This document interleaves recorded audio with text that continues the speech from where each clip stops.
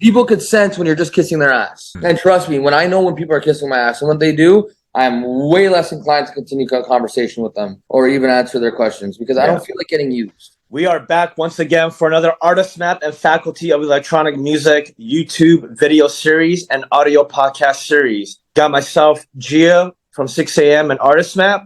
Atrox from Faculty of Electronic Music. Kevin, the Artist Map Community Manager and SVS. And in this episode, we want to talk about what are some do's and don'ts of networking. And I think this will really help, anyone, whether you're an extrovert or introvert, in terms of how to approach it.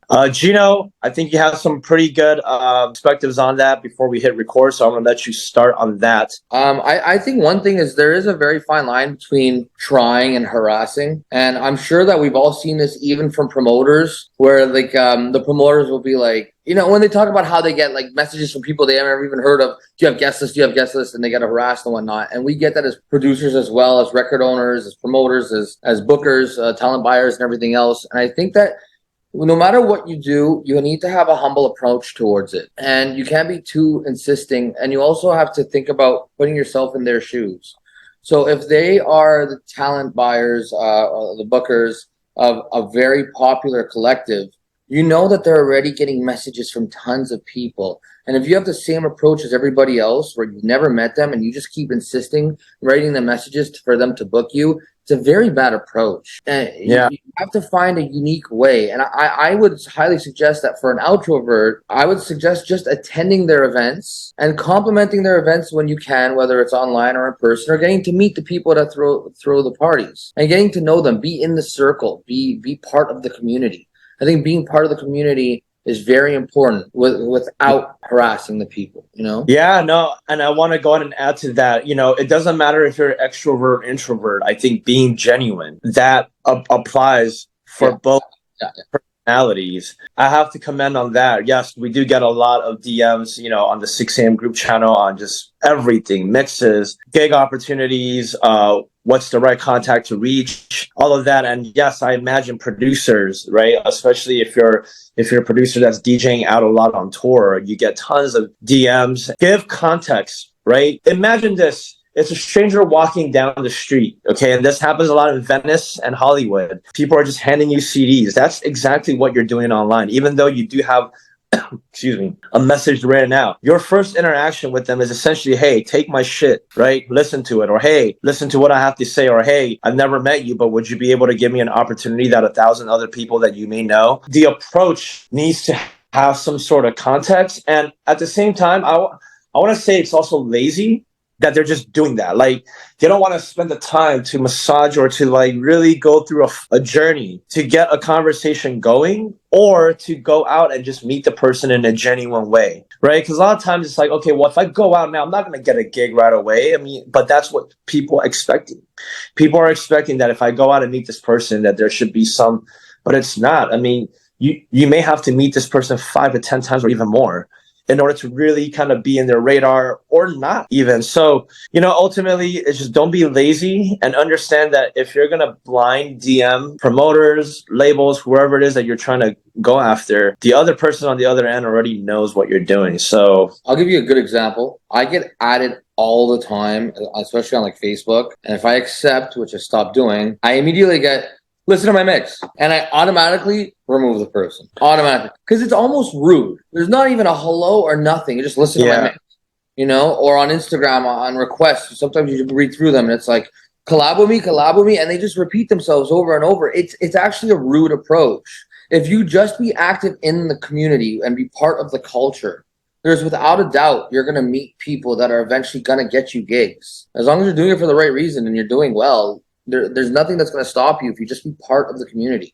People could sense when you're just kissing their ass. And trust me, when I know when people are kissing my ass and what they do, I'm way less inclined to continue a conversation with them or even answer their questions because I don't feel like getting used. Yeah, for sure. And I think this thing is it's really, I wish there was a right or wrong answer, but now that we talked about some bad approaches, right? Don't do that on DMs. Don't even do that on emails. Don't do that in person either. Let's talk about some good approaches. And, I'll kick off with this one, have you guys just share. But I think a good approach is understand that you are playing the long game internally.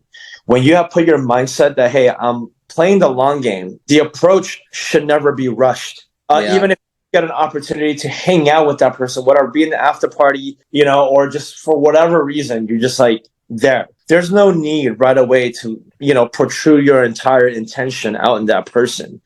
Think making a genuine connection and really befriending them. That is ultimately it. Now, online, what does this mean? I think, you know, a quick hello, hi, and then just complimenting them without having them to click on your link. Just give them a nice compliment, whether it's on DM or whether it's on, you know, a like or a comment. And it's because you genuinely are a fan and you genuinely want to be involved in the community. You genuinely want to get to know this collective. And so you are putting your foot forward into that. And then, you know what? I just want to say at this point, you kind of let things happen on its own. Because when you become too calculated in your whole networking, like, yeah, I'm going to show up here 11:59, meet them backstage, all these, even if you have a backstage pass. I mean, dude, look at ADE, for example, Kevin, right? I could actually give you so many examples where I was trying really hard to try to go meet up with this agent, this promoter, whoever it is. I just, like very trying to meticulously tie it, chase it, etc. And it never happens. Whereas the best networks that I've actually developed and relationships that I actually still have are those where like I'm just there at the bar to getting a drink because like I'm tired of the day and oh hey, it's Robert from Outline Agency, right? Hey, what's up? How's it going? You're having a beer, you're catching up, and all of a sudden there's rapport. There's things that you actually connect with. For so many of you guys watching this video, how many times has that ever happened, right? It's like when you're intentionally trying to chase and look for a partner, how has that ever worked out, right? But it's always that serendipitous way where like you put yourself out there, you have a good approach, you're playing the long game, and things just naturally fall into place. And that's why networking, we could give you best tips and you know, but in terms of results, it all varies. Because you can follow our steps A to Z, like, okay, I am being patient, but even with that, now you're being meticulous about that approach, and it doesn't feel genuine. Yeah. Kevin, do you have anything to add? I mean, it's exactly what you said. I kind of, especially with what I've been going through is my journey. It's just you have no idea where things are going to take you, and the times where I've actually not necessarily tried to network with an artist, but say for example we have an artist that came through, and I was like, oh shit, it's this guy. Let me say hello, all that good stuff. That tended to be the least connection I've had with an artist, and it was just kind of like, oh hey, you're 6 a.m. okay, cool, and then like we're very very kind, and that's it, and then we just kind of split our ways off. But the ones where it was just naturally things just happened, they either reached out to me or we just met and I didn't even realize that was the artist or whatever, or we were just talking. Those are the ones that it's like, oh, like we're constantly talking still, we still have like a connection. We still like, hey, I have this premiere, etc., blah, blah, blah. And like, so we're just exchanging stuff all the time. So it's kind of, like you said, it's just, you kind of have to let things happen naturally. And then I believe what Gino said was just kind of like, just have your presence known. Whereas instead of like trying to like actively like, hey, blah, blah, blah, listen to my mixtape type of thing. Right.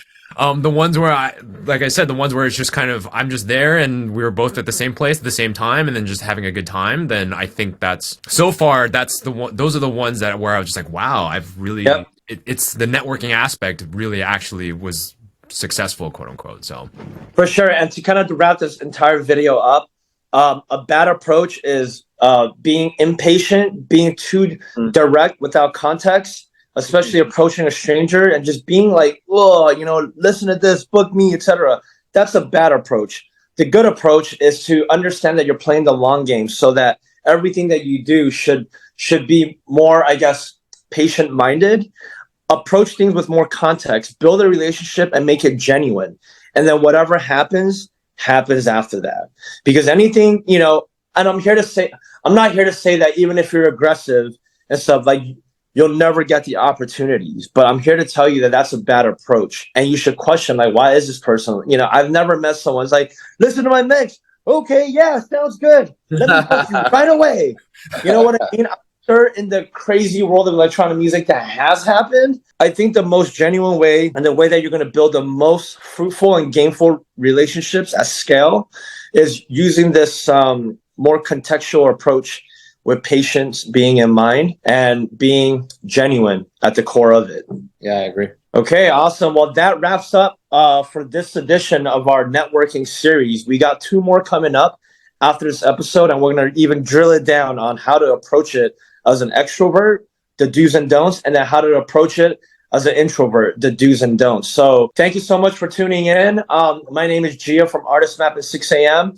We got Gino, aka Atrox from Faculty of Electronic Music, and Kevin SVS with Artist Map at 6 a.m. We'll catch you on the next episode. Like and subscribe.